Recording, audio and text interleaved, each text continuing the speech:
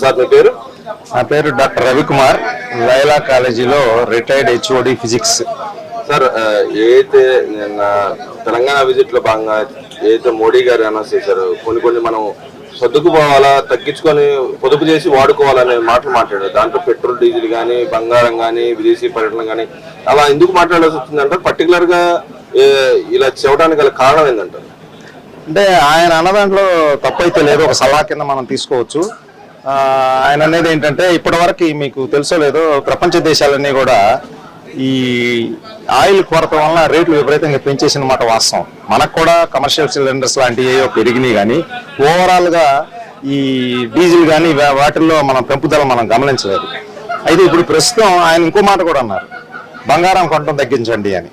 యాక్చువల్గా బంగారం కొనడానికే మన దేశంలో ఎక్కువ మంది ఉత్సాహం చూపిస్తూ ఉంటారు.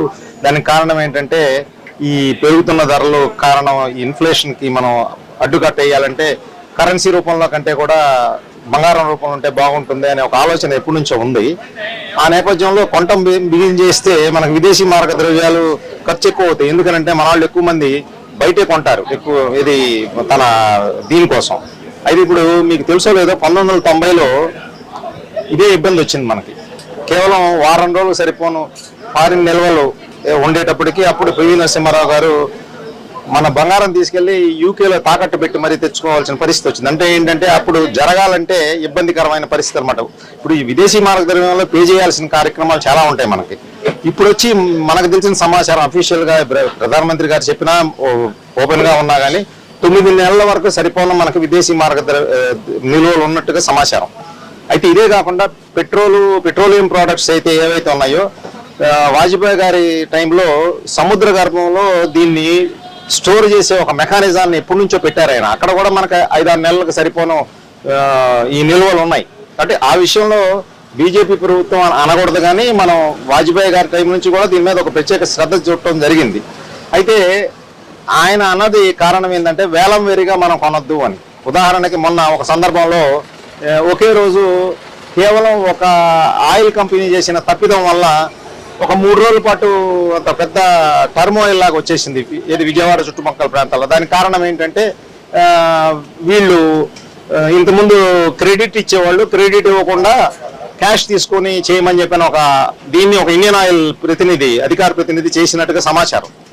దీనిని ఆసరాగా తీసుకుని వెంటనే జనరల్గా పెట్రోల్ బంక్ యజమానులు ఎలా ఉంటారంటే క్రెడిట్ ఇచ్చేది సడన్ గా క్యాష్ గా మార్చేటప్పటికి వాళ్ళకి ఆ వెసులుబాటు పోయింది. కాబట్టి దాన్ని పబ్లిక్ నుంచి ప్రెజర్ పెట్టాలి అంటే వీళ్ళు కొనకుండా వదిలేస్తే 2 రోజులు ఆటోమేటిక్ గా పబ్లిక్ నుంచి ప్రెజర్ వచ్చి గవర్నమెంట్ మీద ఒత్తిడి వచ్చి ఆయిల్ కంపెనీలు రిలాక్స్ చేస్తాయని ఒక ఆలోచన ఉండొచ్చు. ఆ రకంగా జరిగిన నేపథ్యంలో జరిగింది ఇది. ఇప్పుడు నిన్నగాక నిన్నే అనుకుంటా ఒక ప్రకటన చూసాను, పెట్రోలియం బంక్ ఓనర్స్ అందరూ కూడా ఆదివారం నాడు సెలవు ప్రకటిద్దాం అనుకుంటాను. అది ఒక తెలివి తక్కువ నిర్ణయం. ఎందుకనంటే జనాలకు తెలియదు రేపు ఎక్కడికి వెళ్ళాలనేది. మొత్తం ఒత్తిడంతా కూడా శనివారం పడిపోతుంది. ఆదివారం వీళ్ళు చేయడం వల్ల వచ్చిన ప్రయోజనం ఏమి ఉండదు. కేవలం ఆ రోజున కొన్ని అనఫిషియల్ గా తెరిచి ఎక్కువ డబ్బులకు అమ్ముకోవడానికి చేసే ప్రయత్నం తప్పితే ప్రభుత్వం ఇటువంటి సెలవు ప్రకటించడాన్ని తీవ్రంగా నిషేధించాలి. ఎందుకంటే మరి గవర్నమెంట్ కూడా గతంలో ఇలాంటి ప్రపోజల్ పెట్టినట్టు కూడా వార్తలు వచ్చాయి. ఏదైనా కానండి, ఇప్పుడున్న పరిస్థితుల్లో మీకు 2 స్టేట్లు తెలంగాణ ఆంధ్రాలో ఇవి పెట్టేస్తే ఇంకా అందరూ కర్ణాటక బోర్డర్లు కొట్టించుకొస్తారు, లేకపోతే తమిళనాడు బోర్డర్లు కొట్టించుకొస్తారు. వీళ్ళకి ఎందుకు ఈ తెలివితేటలు అంటే ఒకరోజు ఆపటం వల్ల మీరు ఏమన్నా సేవ్ చేస్తారా? సేవ్ ఏం చేయరు. ఎందుకంటే పబ్లిక్ ముందు రోజు కొంటారు. అంటే మీకు ఖర్చులో ఏం పెద్ద తేడా ఉండదు. అదనం ఆదాయం వీళ్ళకి ఎలా వస్తుందంటే ఏదైతే మారుమూల ప్రాంతాల్లో ఉన్న బంకులు ఉంటాయో ఆ బంకుల దగ్గర వాళ్ళు ఆదివారం నాడు మూసారు కాబట్టి ట్రాక్టర్లకు వెళ్ళి కావాలని డబ్బులు అడిగితే ఎక్కువ తీసుకుని అమ్ముకోవడానికి వెసులుబాటు వాళ్ళే కల్పించుకుంటారు. ఇక్కడ పొల్యూషన్ పరంగా కానీ ఇంకో రకంగా ఏదైతే ఆ రోజు విచ్చలవిడిగా తిరిగే వాళ్ళు సండే రోజు అటు ఇటు తిరిగే వాళ్ళకి కూడా అడ్డుకట్టేసే అవకాశాలు ఉంటుంది. దుబారా చేయకుండా ఉంటానే అడ్డుకట్టేసే అవకాశాలు ఉంటుంది అంటారు. ఏమంటే ఇది తప్పుడు అభిప్రాయం. ఎందుకో చెప్పంటారా, మందు తాగేవాడు ఉంటాడు, మీరు రేట్లు పెంచినా సరే మందు తాగటం ఆపడు. అలాగే గాలికి తిరిగేవాడు ఉన్నాడు, ఊరికనే తిరిగేవాళ్ళు చాలా మంది ఉంటారు. వాళ్ళు మీరు ఏదో కట్టడి చేసినంత వల్ల ఆగుతారనేది అది భ్రమ. వాళ్ళ మైండ్ సెట్ లో మార్పు రావాలి. కానీ ఎందుకంటే మీకు పోలీసు వాడు వెళ్ళిపోయిన తర్వాత హెల్మెట్ పక్కన పెట్టి మళ్ళీ ఫ్రీగా వెళ్ళే వాళ్ళు చాలా మంది ఉన్నారు. అంటే ఏంటి, అక్కడ బాధ్యత కాదు, అక్కడ కావాల్సింది ఒక సిచ్యువేషన్ ని ఓవర్కమ్ చేయడానికి టెంపరీ బిలీఫ్ అనమాట. అంటే ఇక్కడ మరి చూసుకుంటే మూకుమ్మడిగా వెళ్ళడం కానీ ఏదైతే గవర్నమెంట్ ఏదైతే ఫెసిలిటీస్ కల్పించిన వాటిలో ట్రాన్స్పోర్ట్ లో కానీ ఇంకో పక్కన ఇంటి దగ్గర నుంచే పని చేయమని చేయడం కానీ ఎందుకంటారా మళ్ళీ గతంలో కరోనా ఇంపాక్ట్ వచ్చే విధంగా అంటే అంత ఇన్ఫ్లేషన్ ఎఫెక్ట్ పడిద్ది అన్నట్టుగా ఈయన ఆలోచన. అంటే ముందు ఆలోచన మంచిదే కదండి. ఇప్పుడు అప్పటికప్పుడు అడావడి పట్టం కంటే ఇప్పుడు మీకు తెలుసో లేదో ఆయన అన్నట్టు వర్క్ ఫ్రమ్ హోమ్ అది మంచి కాన్సెప్టే. కాకపోతే దానిలో కూడా కొన్ని ఇబ్బందులు ఉంటాయి. కాకపోతే మీకు ఖచ్చితంగా ట్రాన్స్పోర్ట్ అనేది చాలా అవసరం అండి. ఈ రోజున ఒక క్షణం ట్రాన్స్పోర్ట్ ఆగితే అన్ని ఆగిపోతున్నాయి. కాబట్టి ఈ ట్రాన్స్పోర్ట్ ని మనం లోకి సంబంధించిన ఫ్యూయల్ ని మనం ఆదా చేయాలంటే రెగ్యులర్ గా ఉండేని ఆపచ్చు. ఇప్పుడు ఫర్ ఎగ్జాంపుల్ నేను ఉద్యోగులు ఉన్నారు, ఐటీ ఎంప్లాయీస్ హైదరాబాద్ కానీ బెంగళూరు కానీ, వాళ్ళు ఒక చోట నుంచి ఒకటి ప్రయాణం ఆపేసేసి ఇంటి దగ్గర నుంచి చేస్తే మీకు ఎంత ఖర్చు తగ్గిపోతుంది. అలాగే ఎప్పుడైతే ట్రాఫిక్ తగ్గిందో సిగ్నల్స్ దగ్గర వెయిట్ చేసే బళ్ళ యొక్క శాతం తగ్గిపోద్ది. అంటే అనవసరం ఫ్యూల్ యూసేజ్ తగ్గుతుంది అనమాట. అందువల్ల మన ఈయనందు కూడా కరెక్టే. ఎవరు గోల్డ్ గురించి అంది మీకు గుర్తుందో లేదో బహుశా మీ వయసులో తెలియదు. మేము ఎంగేజ్ లో ఉన్నప్పుడు సుమారుగా 70s లో, అంతకంటే ముందు ఒక పేపర్ చూసాను ఒకసారి హిందూలో. మన ఇందిరాగాంధీ గారు కూడా గోల్డ్ మీద మీరు పెట్టుబడి పెట్టద్దు అంటే గోల్డ్ కొనద్దు వేలం విరగాని హిందూలో టైటిల్తో వేసినటువంటి ఇది నాకు ఇప్పటికీ జ్ఞాపకం. కాబట్టి ఇది తప్పు కాదు, ఖచ్చితంగా మనం పాటించాల్సిందే. దీనివల్ల ఉపయోగం ఉంటది. అంటే మామూలుగా చూసుకుంటే మన రూపీ వాల్యూ పడిపోతుంది, రోజు పడిపోతుంది. విదేశీ మార్కెట్ పడిపోతే మళ్ళీ పెట్రోల్ కానీ డీజిల్ కానీ ఈ రేట్లు పెంచాల్సి ఉంటుంది. దానిలో భాగంగానే ఇలా కట్టడి చేయడానికి ప్రయత్నం అంటారా? పెట్రోలియం రేట్స్ అనేవి అది OPEC కంట్రీస్ ఇప్పుడు తర్వాత ఈ వరాన్ వారు తగ్గిపోయిన తర్వాత ఆటోమేటిక్ పడిపోతాయండి.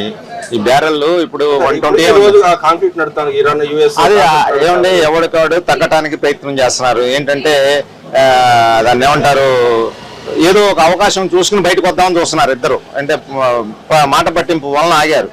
ఎవరికి ఇక్కడ అది మూసేయటం వల్ల నష్టం, ఇద్దరికి నష్టమే. కాకపోతే ఈ ట్రంప్ అనే ఆయన ఏంటంటే నోటి దూలం వలన ఇలా జరుగుతుంది. అయితే ఆయనకి అర్థమైపోయింది ఏది అమెరికన్ కాంగ్రెస్ లోనే వ్యతిరేకత వచ్చేసింది అన్న విషయం తనకు అర్థమైపోయింది. కాబట్టి ఇది నేననేది ఒకటే, ఈ మోడీ గారు అన్నా ఎవరన్నా సరే వీలైనంత మట్టుకు ఎనర్జీని మనం సేవ్ చేయాలంటే వర్క్ ఫ్రమ్ హోమ్ ఒకటి గవర్నమెంట్ ఆఫర్ ఇచ్చిందండి. చేయాల్సిన బాధ్యత ఎవరిది? కంపెనీస్. మిగతా సెక్టర్ ఇప్పుడు ఎలక్ట్రికల్ వెహికల్ వాటికి మారమంటారు. దానికి సంబంధించి మనకి ఏమున్నాయి అంటారు? ఏమంటే మీకు చెప్పాలా ప్రత్యేకంగా, మీకు 2 ఆప్షన్స్ ఓపెన్ గా ఉంటాయి. ఇక్కడ ఏమన్నా లీటర్ 200 పెట్టి పెట్రోల్ కొనాలి, ఇక్కడ ఏమన్నా ఇంట్లో ఛార్జ్ చేసుకుంటే సరిపోద్ది. సోలార్ నుంచి కూడా బండి అంటే దేనికి మొగ్గు చూపుతారు, దీనికి మొగ్గు చూపుతారు కదా. ప్రత్యేకంగా ఏం చెప్పక్కర్లేదు. గవర్నమెంట్ ఇనిషియేటివ్ పబ్లిక్ కి ఒత్తిడి చేస్తారండి, మా తొందరగా ఇవ్వండి అని. ఇప్పుడు మొన్న 2 రోజులు పెట్రోల్ వేసేటప్పటికి ఎంత హడావిడి పడ్డారు. ఆ హడావిడి వస్తుంది. అయితే ఒకటి మన అదృష్టం ఏంటంటే అది మోడీకి నేను అది ఇవ్వాలని అనుకోవట్లే, క్రెడిట్ ఎవరన్నా చేస్తారు. ఈయన కొద్దిగా ఈ విషయంలో కొద్దిగా లోతైన మనిషి కాబట్టి మనకు అర్థం అన్నట్టుగా చేస్తున్నాడు. కానీ ఈ యొక్క సజెషన్ మాత్రం మంచి సజెషన్. ఇది మనం ఇది ఇంధనాన్ని ఆదా చేస్తున్నాడు. ఇప్పుడు పూలప్ చేసి కార్లు వెళ్ళమంటున్నాడు, అలాగే పబ్లిక్ ట్రాన్స్పోర్ట్ ఉపయోగించమంటారు. ఇవన్నీ చేయాలి, చేస్తేనే కానీ మనకి ప్రెషర్ తగ్గుతుంది. ఇప్పుడు మీకు తెలుసో లేదో మోడీ ఒకప్పుడు కాంగ్రెస్ టైంలో రేట్లు పెంచేశారు పెట్రోలియం అని చెప్పానంటే, పెట్రోలియం ధరలు తగ్గినప్పుడు కాంగ్రెస్ వాళ్ళు కొద్ది గొప్ప తగ్గించేవాళ్ళు. ఇప్పుడు ఈయన 5 ఏళ్ల పాటు అసలు పెట్రోల్ బ్యారెల్ 65కి వచ్చినా సరే 150లో ఏ రేట్ అయితే ఉందో ఆ రేట్ కంటిన్యూ చేస్తున్నాడు ఇప్పటికి కూడా. కాబట్టి మన దగ్గర లాగాల్సిందంతా 5 ఏళ్ళు 10 ఏళ్ళు లాగేశాడు ఈయన. కాబట్టి ఈయన ఇప్పుడు ఇచ్చింది రిలీఫ్ అంటాం కంటే కూడా మళ్ళీ బడ్డీ నేయలేదనేందుకు సంతోషపడాలి. మరి అదేవిధంగా చూసుకుంటే దేశ రాజకీయాల్లో ఏదైతే మమతా బెనర్జీ కానీ తమిళనాడు విషయాల్లో అలా ఏం జరిగింది అనుకుంటున్నారు? నిజంగానే బెంగాల్ విషయంలో బీజేపీ రావడానికి గల కారణాలు ఏంటంటారు? అంటే అది క్లియర్ గా తెలుస్తుంది. ఏంటంటే మీకు తెలుసో లేదో ఈ ఇన్ఫిల్ట్రేషన్ ఫ్రమ్ బంగ్లాదేశ్ అనేది అది ప్రైమ్ కాజ్ కూడా. అక్కడ నుంచి వచ్చిన వ్యక్తులు సేఫ్ గా ల్యాండ్ అయిన తర్వాత ఇది దీదీ ప్రభుత్వంలో వాళ్ళందరికీ ఓటింగ్ హక్కు ఇచ్చేశారు అనేక కారణాల వల్ల. కాబట్టి వాళ్ళు ఎవరి పట్ల వాళ్ళు చూపిస్తారో అనురాగం, మమ్మల్ని అలౌ చేసి ఉండనిచ్చారు, వాళ్ళకి కార్డులు ఇచ్చారు. కాబట్టి దీదీ వైపే ఉంటారు. ఇప్పుడు వీళ్ళనేది ఏంటంటే వాళ్ళందరినీ తీసుకొచ్చిన తర్వాత లోకల్ వాళ్ళ పరిస్థితి ఏంటి? లోకల్ వాళ్ళు ఏమన్నా ఇప్పుడు దీదీ ప్రభుత్వంలో అసలు ఈ విషయంలో ఈవెన్ BSF కి స్థలం అడిగితే కూడా ఏమన్నా పరిస్థితి వాళ్ళు ఏది గోడ కడతానికి, అదే దాన్ని కంచేయడానికి. మరి ఎందుకు ఇవ్వలేదు? అంటే అది ఓపెన్ అయి ఉంటేనే వీళ్ళకి నయం. ఇప్పుడు ఇంకోటి ముస్లిం డామినేటెడ్ ఏరియాస్లో కూడా మన బీజేపీ గెలిచింది. అంటే దాన్ని బట్టి ఏంటి, ఖచ్చితంగా వాళ్ళ కూడా అంటే లోకల్ ముస్లిమ్స్ కూడా బయట నుంచి వచ్చే ముస్లిమ్స్ వల్ల వాళ్ళ యొక్క అవకాశాలు దెబ్బతినబట్టే కదా. కాబట్టి ఓవరాల్గా బీజేపీ రావడానికి మెయిన్ కారణం ఏంటంటే ఈ ఇన్ఫిల్ట్రేషన్స్ అనేది ఈ ప్రజల మనసులోకి ఎక్కేసింది. అందువలన ఒకసారి చూద్దామని ఇక్కడ కూడా ఇచ్చారు. ఇప్పుడు మీకు కమ్యూనిస్టుల నుంచి టీఎంసీకి వచ్చేటప్పుడు ఏమి ఆశించారు ప్రజలు? కమ్యూనిస్టుల లాగా ఇప్పుడు వాళ్ళు ఏంటంటే ఫ్రీగా వదిలేసేవాళ్ళు ఏ జరుగుతున్నా సరే. అలా కాకుండా ఉంటుందని చెప్పి ఈమెను తీసుకొచ్చారు. ఈమె కూడా ఇంచుమించుగా అదే రకంగా చేసింది. ఇప్పుడు నెక్స్ట్ ఏంటంటే వీళ్ళు ఒక మంచి పాయింట్ పట్టుకొచ్చారు. ఏంటంటే ముస్లిం ఇన్ఫిల్ట్రేటర్స్ బంగ్లాదేశ్ నుంచి వస్తున్నారు కాబట్టి దీన్ని అడ్డుకట్టేయాలి, అది వేసే బాధ్యతని ఆమె వదిలేసింది, దానివల్ల మీరు ఇబ్బంది పడుతున్నారు అనేది తీసుకొచ్చారు. అది సక్సెస్ అయింది. మరి ఓవరాల్ గా సౌత్ లో బాగా వేసే అవకాశం ఎంత మాత్రం ఉందంటారు? మరి నెక్స్ట్ తెలంగాణ, ఏపీ మిగిలి ఉంది వాళ్ళ లెక్కలో. పోతే కేరళలో, తమిళనాడు. సౌత్ లో నాకు తెలిసి బీజేపీ అనేది నిలదొక్కుకోవడానికి ఒక బలమైన పక్కన వృక్షం ఉంటే తప్పితే వీళ్ళని పెరగనివ్వరు. ఇండివిజువల్ ఇది తీగ మాత్రమే. పక్కన ఉన్న పార్టీస్ ఒక వృక్షం, ఈ వృక్షానికి ఆనుకుని నడవాల్సిందే తప్పితే ఇది ఇప్పటికీ వృక్షం అవడం అనేది ఇంపాసిబుల్. అంటే మత రాజకీయాలు చేసే అవకాశాలు మీరు ఎన్ని అయినా చేయనివ్వండి, ఇక్కడే కాదు ఎక్కడైనా సరే బీజేపీ పరిస్థితి. ఇప్పుడు ఏంటంటే సరైన ప్రత్యామ్నాయం ఇప్పుడు తెలంగాణలో కూడా కాంగ్రెస్ నుండి బీఆర్ఎస్, తర్వాత ఇంకోటి బీజేపీ, ఈ మూడు దాదాపుగా పోటీగా మూడు సమానంగా వచ్చినాయి. వీళ్ళందరిలో కోరిక ఉంది ఏంటంటే ఆంధ్ర పార్టీని బయటికి పంపేసేసిన టీడీపీలో కూడా ఇప్పటికీ సానుభూతి పరులు ఉన్నారు. బీజేపీ మొన్న వెళ్ళి చంద్రబాబును కలవటంలో కూడా మ్యాజిక్ అదే అని నేను అనుకుంటున్నాను. ఎందుకంటే మన ముగ్గురం కలిస్తే బాగుంటది. అవకాశం ఇస్తారంటే తెలంగాణ మరి సెంటిమెంట్ ఉంది కదా, తెలంగాణ సెంటిమెంట్ అయిపోయింది ఎప్పుడో. ఎందుకంటే తెలంగాణ సెంటిమెంట్ అయిపోయిన తర్వాత దాన్ని బేస్ చేసుకుని 10 ఏళ్ల పాటు సంపాదించేసుకున్నారు కదా అంతా. ఇప్పుడు అది ప్రజలకు అర్థమైపోయే కాంగ్రెస్కి వచ్చారు. కాంగ్రెస్ కూడా ఆల్టర్నేటివ్ గా రేవంత్ రెడ్డిలో ఉన్న డ్రైవ్ ఉంది కాబట్టి, అదే ఎక్స్క్లూజివ్ గా పాత కాంగ్రెస్ నాయకులతో అయితే అసలు వాళ్ళు వచ్చేవాళ్ళు కాదు. రేవంత్ రెడ్డి అలా కలవటానికి కాలం కూడా పాత తెలుగుదేశం క్యాడర్ అనేది చాలా ఇంపార్టెంట్, వాళ్ళ వల్లే వచ్చింది. అది నోటి దూలం వల్ల పోగొట్టుకున్నాడు కేటీఆర్ గారు. ఏంటంటే ఏదేదో మాట్లాడి వాచాలత్వం అనమాట. అది లేకుండా ఉంటే వాళ్ళు కూడా సర్వైవ్ అయ్యేవాళ్ళేమో అప్పుడు.